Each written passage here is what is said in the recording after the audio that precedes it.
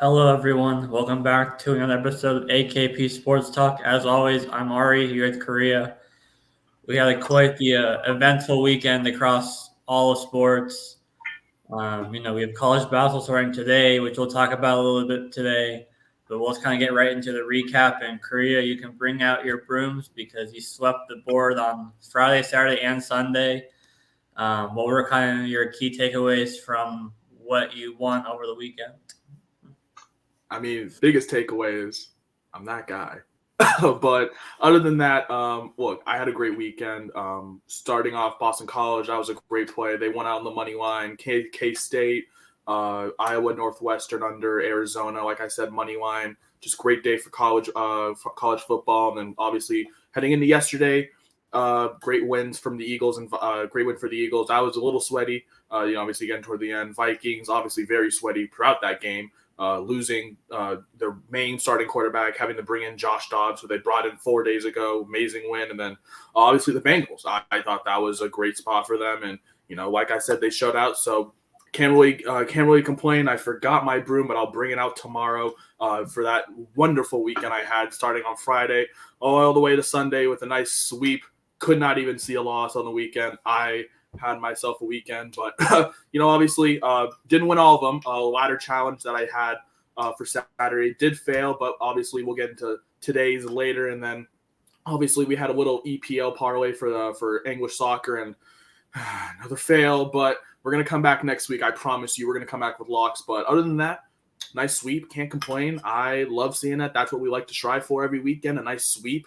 And I will bring out the brooms tomorrow, but Ari, look, sometimes you have your ups and sometimes you have your downs. And, obviously we had obviously with me having my sweep, obviously we did not have, a great weekend, but obviously Saturday, I want to shout out Ari, we did sweep the board 6-0 day with our Saturday best bets for college football. And then, Sunday we did go 3-3 and, we had a pretty good day Friday as well. But Ari, I'm going to let you get into your recaps now after I pretty much just was hyping myself up for the last 2 minutes after my great weekend. Obviously, some tough games for you in terms of the Bills. Obviously, that was just all Bengals last night, and the Patriots as well and the Seahawks. Look, Seahawks decided to just stay in Seattle this weekend and not show up. But I'm gonna let you get into your best bets recap of the weekend. Now, obviously coming off of a pretty decent weekend last week. How did you do coming into today? Obviously.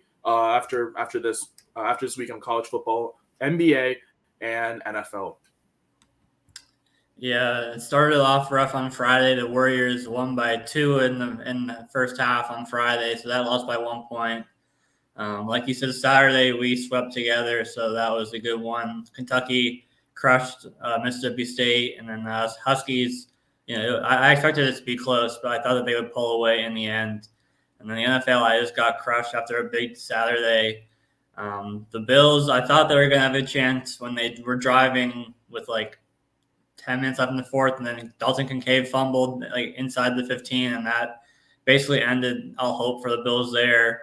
Patriots, Mac Jones had a chance for a legacy drive in the last drive against the Commanders that traded everyone away, and yet even then he still did not look great. And then the Seahawks was over in the first quarter. I felt it was this might have been worse than what they did, than what Baltimore did to Detroit in that when they won was 38-6, I think. I don't know.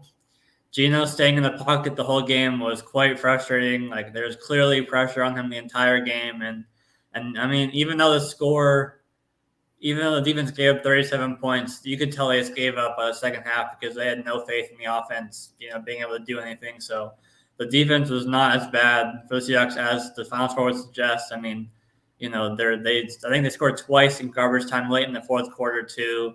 So this was all on the offense, play calling. Geno started with the JSN drop on third down in the first drive, and it all spiraled down from there. But a tough Sunday for me, a great Sunday for you, a great Saturday for both of us, and then overall about even on the weekend all in all, but definitely looking to be better moving forward.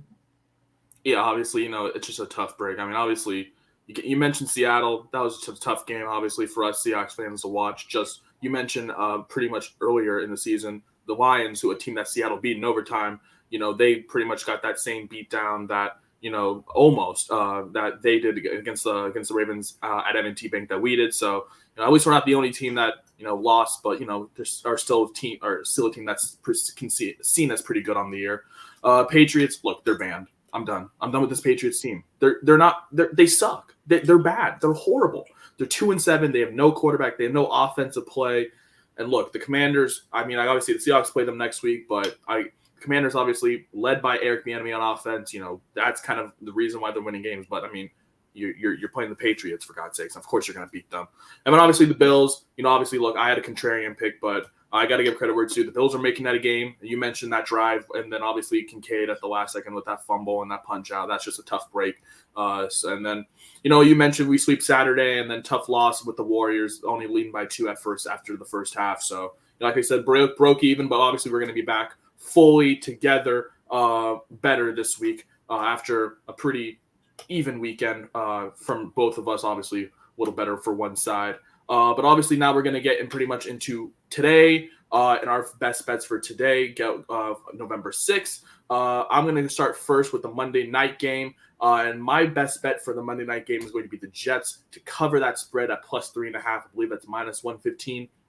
The last time I checked on DraftKings right now, I just don't think this Chargers team is 3.5 points better. I think this Jets team, in a very ugly game, obviously, if it was in SoFi, I mean, it could be a lot different in terms of, in terms of spreads and, whether, whatever that tells you. But I think since this is in MetLife on Monday night, obviously, I think that the Jets, as home dogs, I feel like they have a great, and especially in kind of a low total. I saw this game.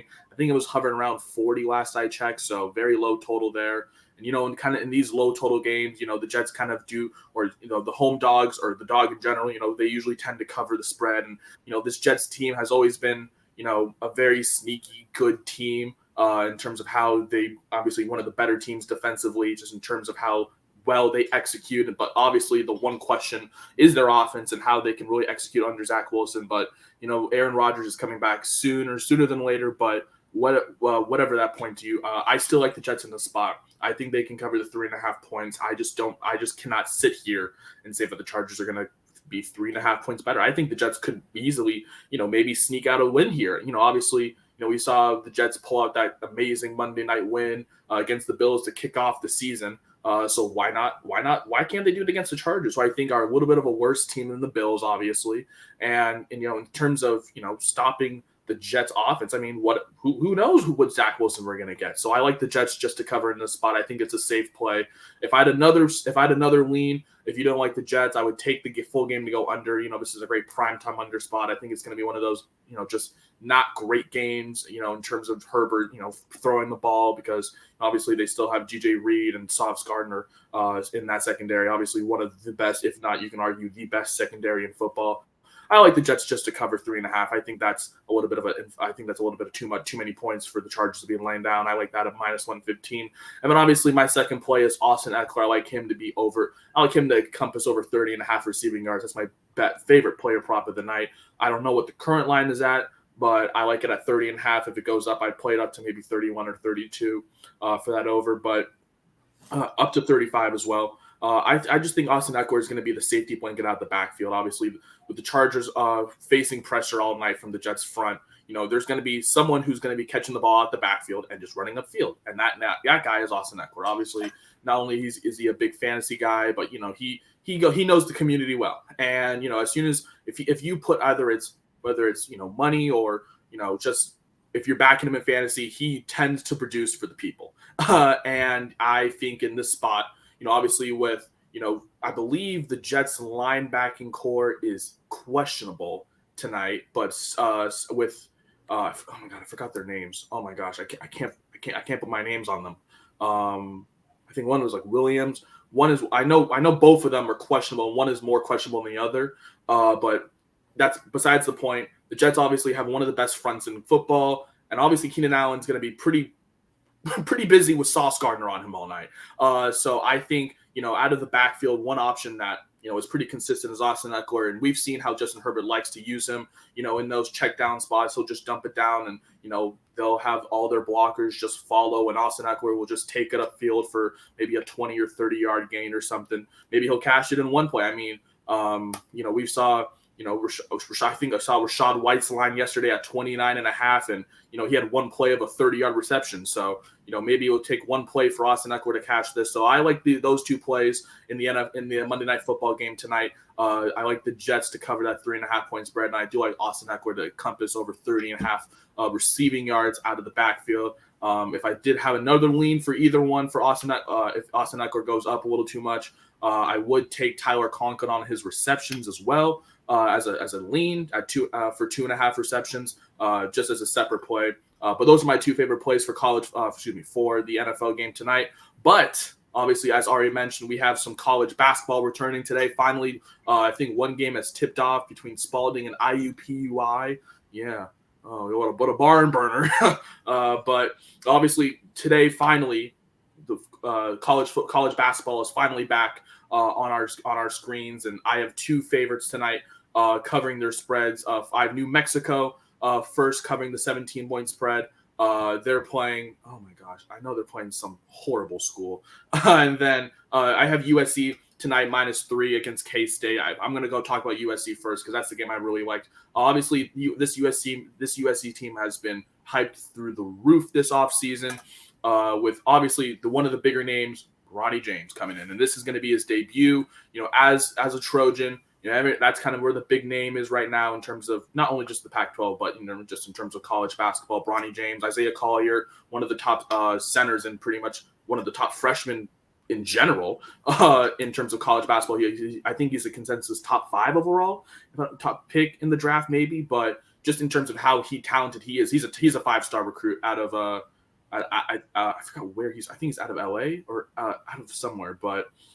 Anyways, I like Isaiah Collier tonight, and him and Boogie Ellis are going to be one of the biggest duos in the Pac-12 in just terms of how they play. I feel like him off the pick and roll could be really huge, obviously setting up for Boogie Ellis. And, they brought in a lot of good guys, a lot of transfers. They brought in DJ Rodman out of Wazoo.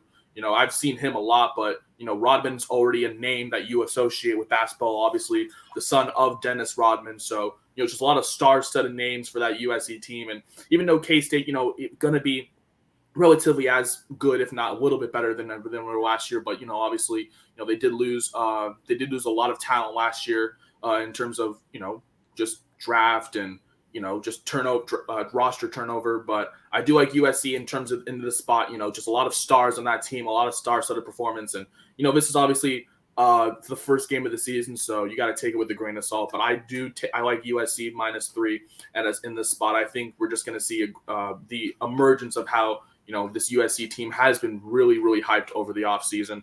They are right now preseason ranked number 21 in the country. And so obviously there's a reason as to why this team has been pretty hyped so far this whole offseason. So I do like USC to cover tonight -3. I mean, New Mexico, obviously, they're one of the sneakier teams out in the Mountain West. I like them to cover tonight. That line has been, I think I saw it at like 16.5 at first. Then that line inflated up to 17. And I just like New Mexico in the spot. Look, when you think about New Mexico and you don't really know much about college basketball, you're thinking, why would you pick New Mexico spot? Well, New Mexico, obviously, they are one of the better teams in terms of college basketball. I mean, we saw it last year. We saw the emergence of the Mountain West, and the Mountain West gained a lot of respect in terms of college basketball this year because they sent a lot of teams to the tournament. New Mexico should have been one of them. New Mexico was very close, obviously one of those teams that, was going a little bit downhill toward the end of the season, losing some close games, not really closing out. But in this spot tonight, I do like them at 17. They do have a chance to, start the season strong. And they pretty much returned all of those guys from last year. Jalen House inside, and I think this is going to be one of the scarier teams out of that conference, in my opinion, especially in a loaded Mountain West conference with teams like Boise State, San Diego State. We've seen how good Utah State's been in the past, and I just feel like New Mexico, in this spot, they're hosting Texas Southern, and Texas Southern, obviously they're a SWAC team, and they're going to be a 12 and maybe 20 team, one of those teams that you're in the tournament that are like a 16 seed.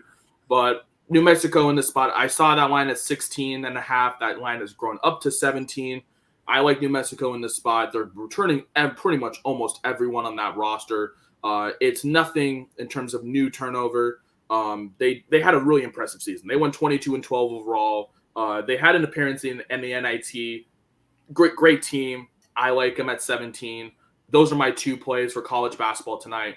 I like New Mexico to cover. I like USC to cover for college basketball. And obviously now with more college basketball pretty much every day now, we're going to be doing a lot more college basketball plays now. So tune into that. But just to start the season, we're going to do with 2 big, I honestly could say, NCAA tournament teams. New Mexico -17 and USC -3 tonight to start the college basketball season. So that's my full card for today. Obviously, I have my ladder challenge posted later. We'll get into that in a little bit. Here it is. I want to say, might as well, here it is. So this is the ladder challenge for today. Obviously, you guys know I've pretty much said it many times. If you guys don't know what the ladder challenge is, you can go look in our previous videos for a full explanation of it. But here are my 3 guys tonight, and I'm going with Brandon Ingram, Kelly Oubre, and Andrew Wiggins, all to score. Their points right there, obviously, Ingram 20, Oubre 15, and Wiggins 10. This is about plus 11 on DraftKings when I placed it. Just trying to double your money here. And look, we had a rough week, and obviously we've always been so close. It's always one guy, and the one guy just has whether it's a negative script or he has a negative script game. And I feel like in this spot, obviously Andrew Wiggins, he had a really bad game yesterday against the Cleveland Cavaliers. Didn't really shoot the ball well, but I like him in this bounce back spot against the Pistons today. I like him to score at least 10. We're just asking for 10, Andrew Wiggins. We're just asking for 10, especially in this bounce back fight for the Warriors, who just lost their second game of the season. And then Kelly Oubre to get 15. I like that as well. He's been scoring the ball as of late. Being one of the key guys after that whole James Harden trade, kind of being one of the key guys stepping up in that role. So I like Oubre to score 15. He's been encompassing this number, I believe, almost every game in the past 3 to 4 games. And then Brandon Ingram, kind of one of the main scorers for that New Orleans Pelicans team. I like him to score 20 tonight against the Nuggets. I think Brandon Ingram is going to, and I've seen his line. I saw his points line. I think it was like at 24.5, way juice on the over. So Vegas is predicting Brandon Ingram is going to be one of the bigger scorers tonight. And obviously he will be, especially in this, kind of game where, obviously the Nuggets are going to probably get to, or try to get to a big lead, with all their guys, just how talented the Nuggets are. And, obviously you're going to have to keep up some way. And, the only 2 main scorers for that Pelicans team right now are Brandon Ingram and Zion Williamson. So I like Brandon Ingram tonight just to score 20. I feel like that's a safe number for him. So those are my 3 plays. I like Brandon Ingram to score 20, Kelly Oubre to get 15, and Andrew Wiggins to get 10, all on their points. This is plus 111 right now on DraftKings. You may want to get this quick because obviously, these NBA lines, they move quick. So you got to hurry and place this as soon as you can. So I place it now because that's when I place it. So I place it immediately as soon as you can. But that's what I'm tailing today. Those are my 3 for the ladder challenge. And obviously we're going to come back tomorrow with a new ladder challenge. So those are all of my plays for this Monday, November 6th. But Ari, I'm going to let you get into your plays now. Obviously, I'm pretty sure you got some NBA. I don't know if you got some college basketball today, but we'll see. And obviously, you got some NFL today. What are we having on the slate for this Monday, November 6th? Yeah, no college basketball today. Probably later in the week, I'll have some college basketball plays. Keeping it pretty light today. I'm going with the under in the NFL game tonight. We talk a lot about primetime unders here, and it's obviously kind of ugly here because the line is usually a lot higher than 40, but, I think it's low for a reason here. You talk about the Jets defense and then the Jets offense, and, I think those 2 in of itself kind of go with the under.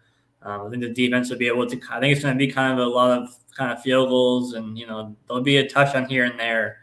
But I could see it being a lot, kind of a field goal kicking contest, so to speak, between these 2 teams. So I'm going with the under in the Monday Night Football game. And then 2 NBA plays, Thunder.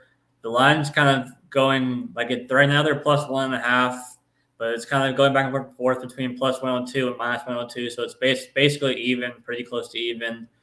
But the one question, the problem with NBA plays this early is like the unknown with injuries, because obviously that changes so much with the line by the time it gets the tip off. But right now, Shea Gilgeous-Alexander was out last game, but he was upgraded from ruled out to questionable for this game, so it seems like he's trending towards playing. But regardless of his status, the Thunder went toe to toe with the Warriors in their last game without SGA, and now they're facing an Atlanta team that's been better as of late, but still kind of inconsistent, kind of up and down, all in all.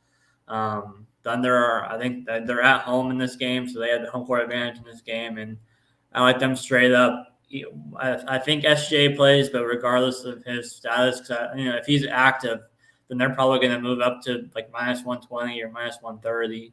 The latest update I just saw is that he is present at shoot around today, so that maybe is a sign that he is probably going to get some minutes. But right now, the current line on DraftKings is minus 110, so maybe they took that news into effect, and maybe there's a little bit of inflated lines, obviously, right now, just because of the SGA news. But obviously, just a little PSA, obviously, as we record earlier in the day, these lines are going to shift with the NBA because, they like to rule guys out, 10 minutes before the game starts. So, it may say 102 right now, but, obviously when we post it on Twitter later, it may say minus 110. So, that's just how the fluctuation of lines change. So, but right now, plus 102 is a great spot to get the Thunder. I'll let you continue. Talking about the Thunder.